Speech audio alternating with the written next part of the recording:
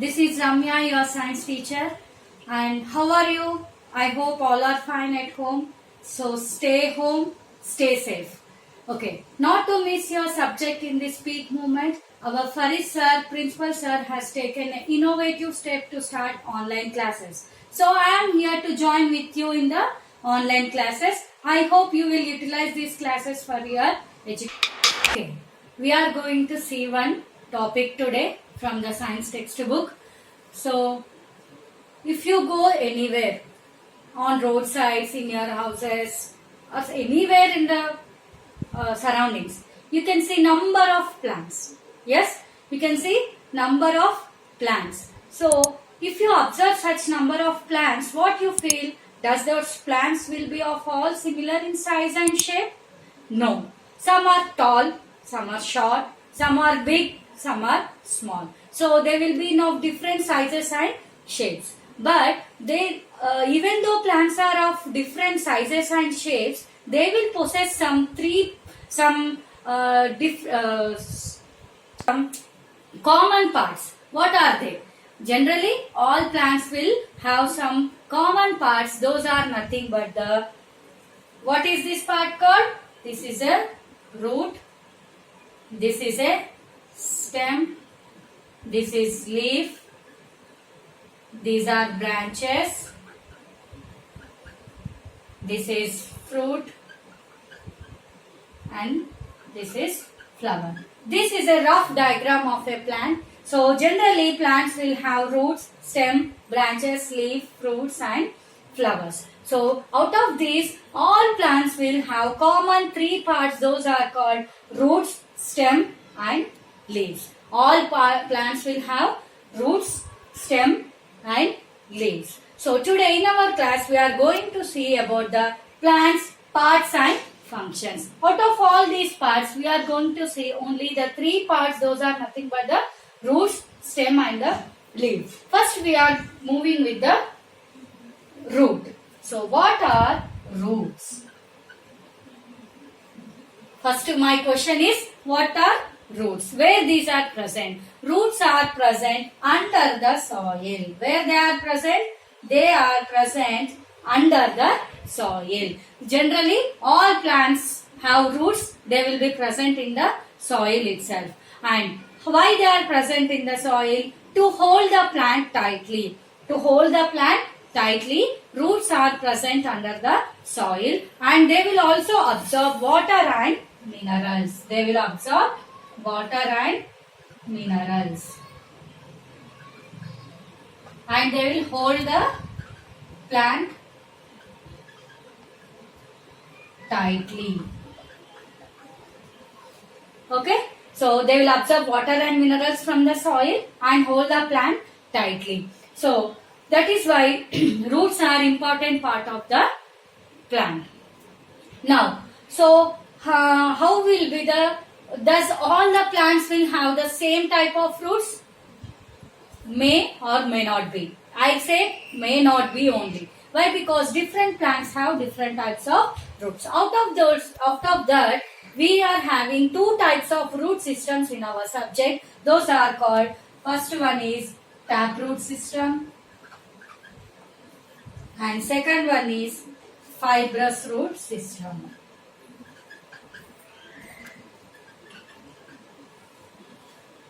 Okay, first one is taproot and second one is fibrous root.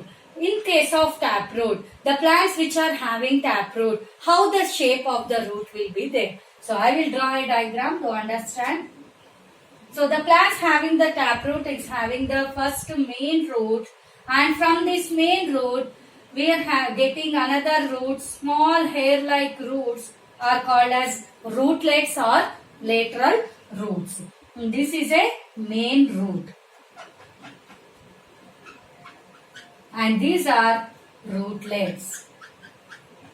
These are rootlets. This is a main root and the hair-like structures coming from the main root is called as a rootlets. This is the structure of the taproot system. So in which type of plants we can see the taproot system? Examples: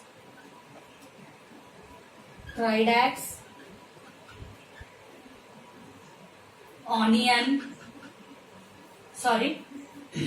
beetroot, etc. Okay, taproot we can see in the tridax, beetroot, carrot, etc. So the type of system we call it as a taproot system. In this we will have the main root and the lateral roots called rootlets, and examples are tridax and beetroot, carrot, etc. Moving on to the fibrous root system. In this type of root system, the plants having fibrous root system has what type of structure and shape of the root. In this, the group of roots will be coming from a point in a cluster manner, in a bundle of roots present together. We call it as a fibrous root. And again from each root we can see a small hair-like structures, again call it as a rootlets. This kind of system we call it as a fibrous root system. Examples: onion, grass, coconut, etc. So group of roots which are coming from a single part, we call it as a fibrous root system, and again each root has a small hair-like structures called as a rootlets, and in this no main root is present as it is present in the taproot system. Only the group of roots are present at a single place, and examples are what? Onion, grass, coconut, and etc. Coming to the next one, functions of roots. As I said in starting, what are the functions of roots? Roots will hold the plant tightly and absorbs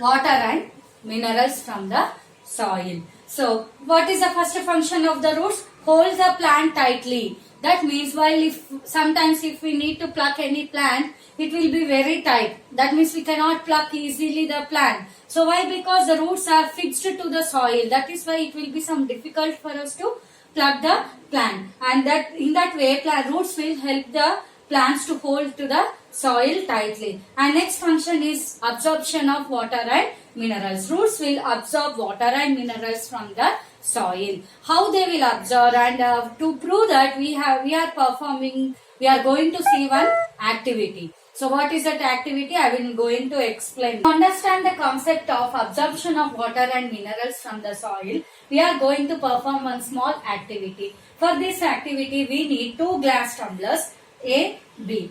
Take 2 glass tumblers filled with the water in A and B. Now select a plant which is having a soft stem. Select a plant which is having a soft stem with leaves, and take two plants of same species and with a soft stem, and place it in the 2 glass tumblers. And the glass tumbler A contains water, only water, and second glass tumbler, like a glass tumbler B, take 2 glass tumblers A and B. One of the glass tumbler is filled with the water, and one of the glass tumbler is filled with the water plus red color, ink color. Okay. Now select 2 plants which is having a soft stem along with the leaves, and take the 2 plants, and one plant is immersed, placed in a glass tumbler A, and one of the plant is placed in a glass tumbler B. Now total this setup should be kept aside for a few hours. After few hours, what is the change we can see? The change, coming to the change in the A, glass tumbler A, the setup A, if you observe, does you observe any change in the glass tumbler A? No. But coming to the B, what kind of change you can observe? There you can observe small red color drops are present on the leaves and the stem. So that is why we took the soft stem. Soft stem also will be in a green color. So by this experiment, by this activity, we can understand that roots observe the plants, roots absorb the water and minerals from the soil. Here, how we can say that it will absorb the ink which we are added in the water. The red ink color we are added in the glass tumbler B. Red color we have added. This red color are absorbed by the roots which are present to that plant, and that roots are given to the stem and to the leaves. In this way, roots will absorb water and minerals from the soil. This is the activity. Next, coming to the next part of the plant is leaf. Leaf is one of the most important part of a plant. So if you observe the number of plants in your surroundings, does all the plants are having same shape of the leaves? No. So different plants have different types of leaves, but the parts of the plant leaf will be same. Today now we are going to see the parts of a leaf. This is the diagram of a leaf. So what are the parts of a leaf? We will see now. So this is called the leaf base. This is petiole. The flat portion we call it as a lamina. The thick line in the middle we call it as a midrib. And the lines which are coming from the midrib are called veins. And small hair-like structures called as a veinlets.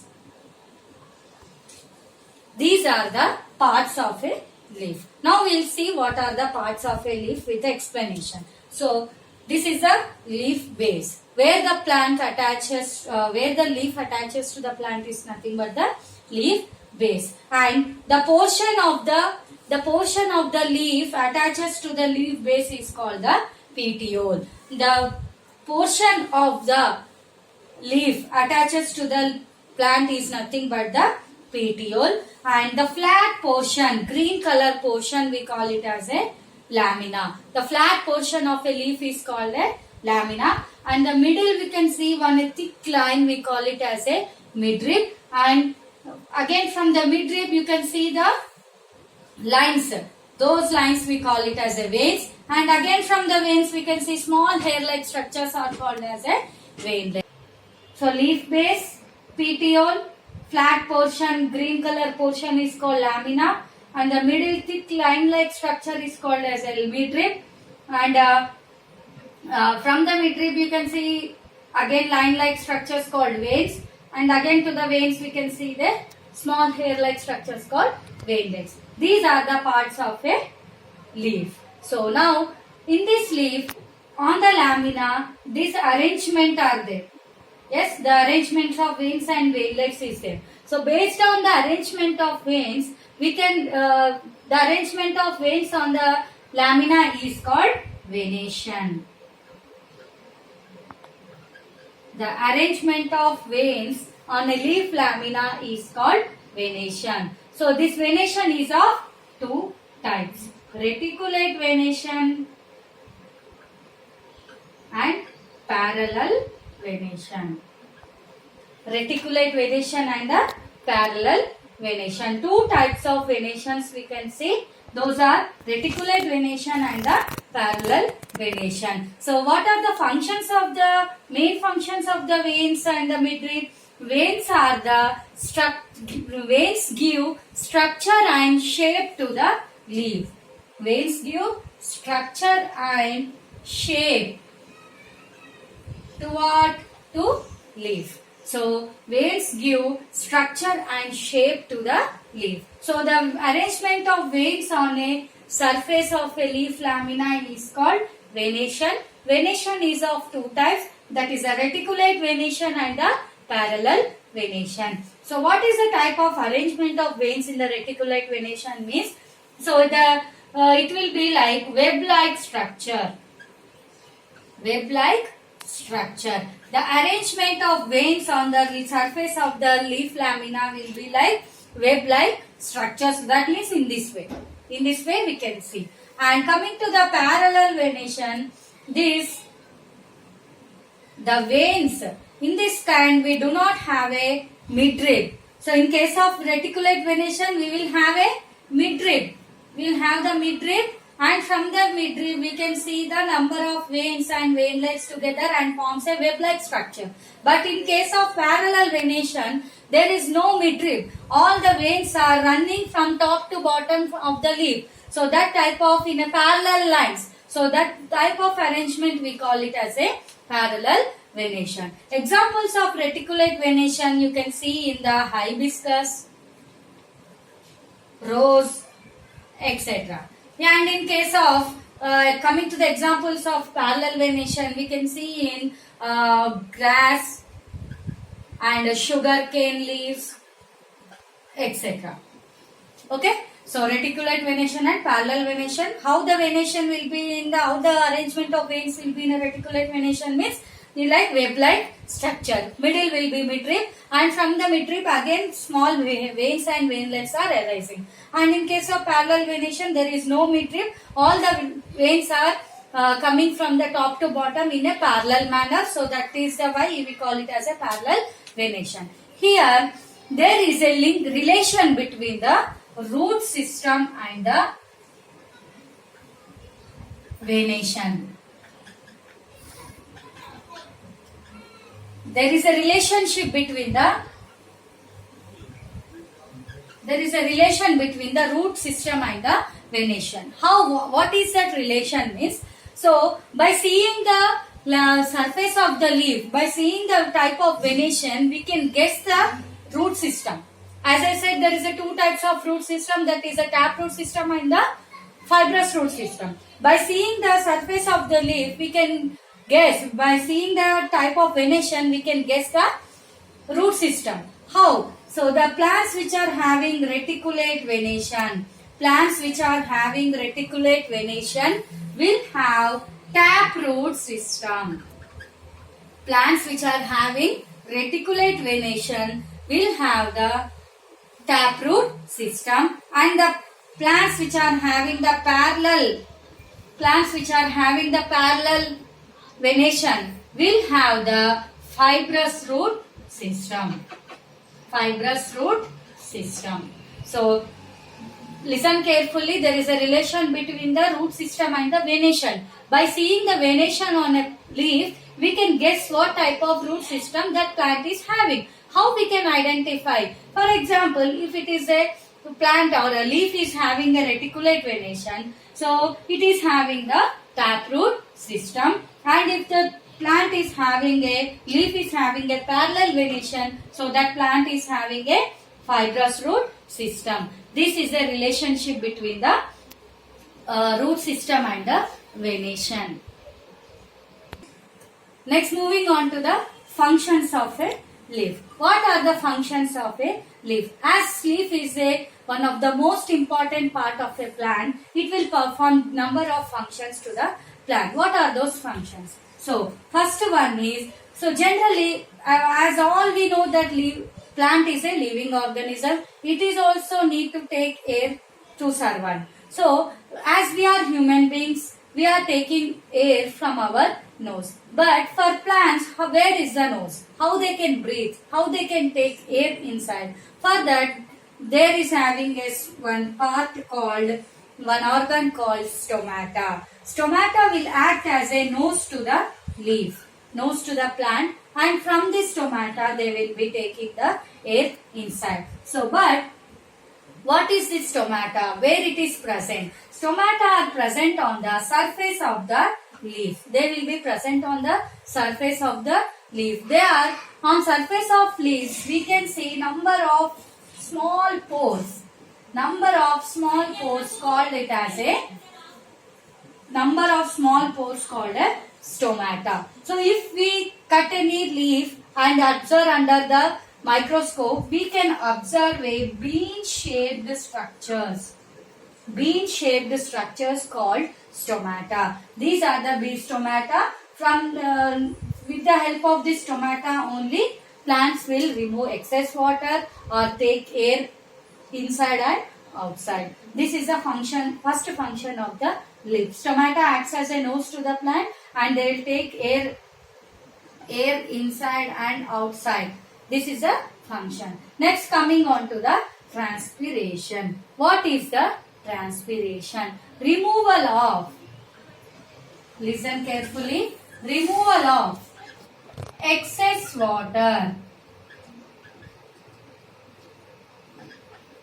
from the plant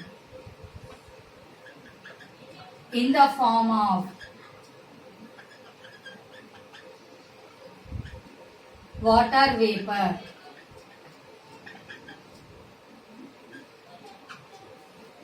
Removal of excess water from the plant in the form of water vapor is called transpiration. So, removal of excess water from the plant in the form of water vapor is called transpiration.